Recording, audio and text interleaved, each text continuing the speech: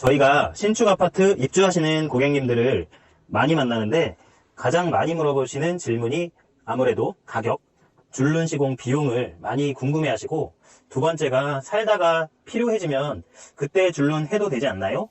답변부터 말씀드리면 줄눈 시공은 신축일 때가 가장 저렴하고 살면서 하는 게 그 다음으로 비용이 조금 더 나온다고 보시면 됩니다.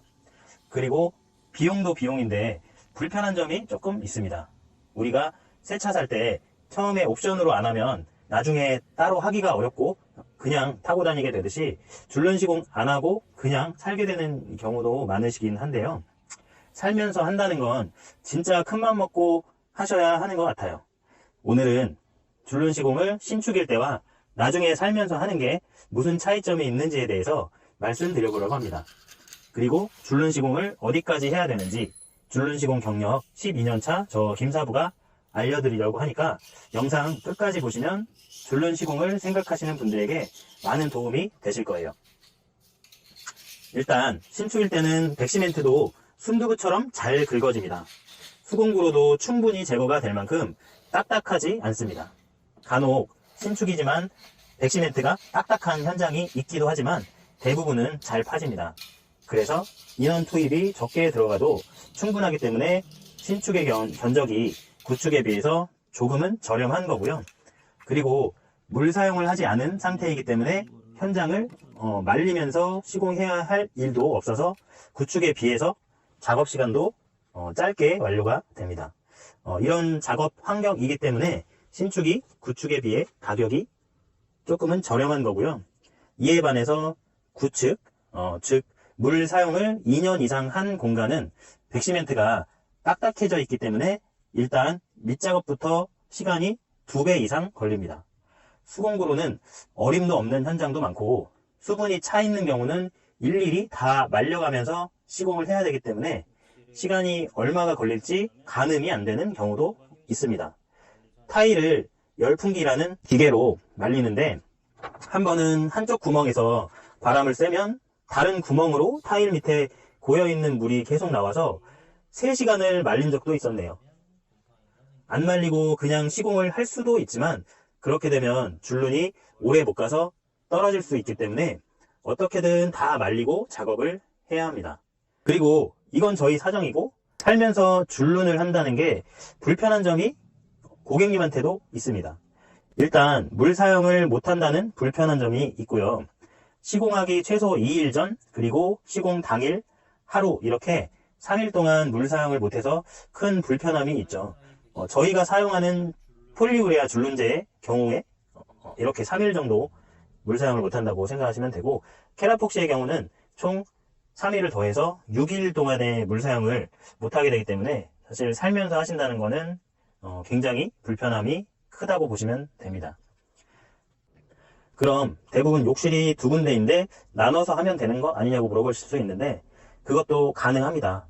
근데 나눠서 하게 되면 출장비가 또 별도로 부과될 수가 있기 때문에 당일날 한 번에 하는 게 그나마 비용을 줄일 수가 있는 거고요.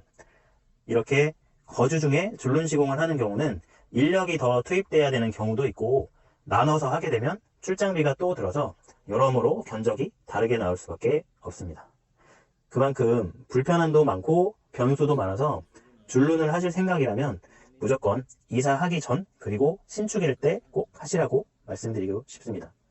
정리를 하자면 가장 비용이 적게 드는 건 신축이거나 이사할 때 한 일주일 전쯤으로 해서 줄눈 시공 일정을 잡으셔서 하시는 게 가장 비용이 적게 들고, 그리고 그 다음이 이제 거주 중에 줄눈 시공을 하는 거. 또 추가로 가장 견적이 많이 나오는 건 줄눈이 되어 있는 곳, 그러니까 줄눈 재시공입니다. 이건 뭐 극악의 난이도라고 생각하시면 되는데 하루 만에 안 끝나는 경우도 있습니다. 완벽하게 벗겨내야 되기 때문에 밑작업이 상당히 난이도가 있는 작업이라서 인력이 더 투입이 되는 경우가 많기 때문에 줄눈 시공 되어 있는 집을 다시 재시공을 한다는 건 가장 비용이 많이 나온다고 생각하시면 됩니다.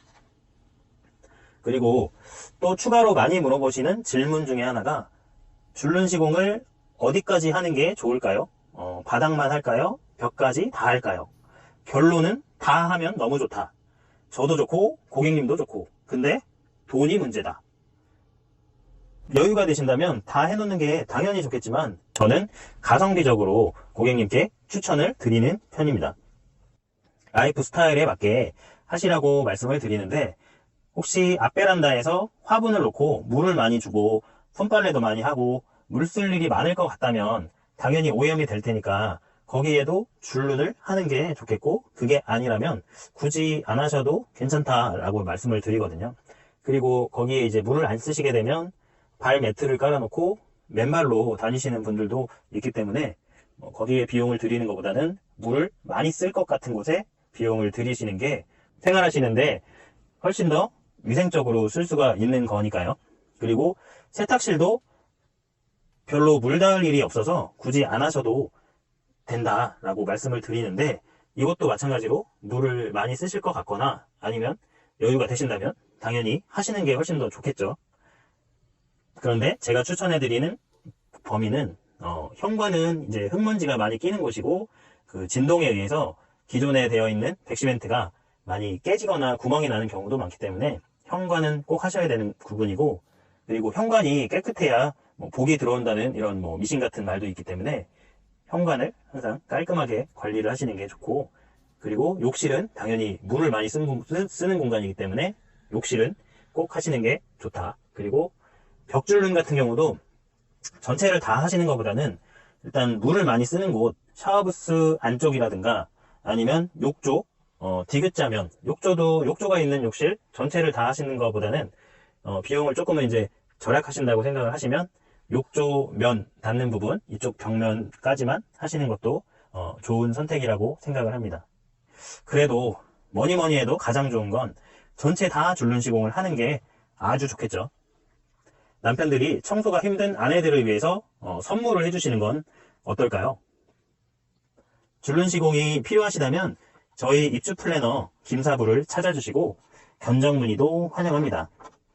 앞으로도 아파트 입주하시는 여러분들에게 어디서도 물어보기 힘든 정보 많이 가지고 올 테니 지켜봐 주세요. 감사합니다.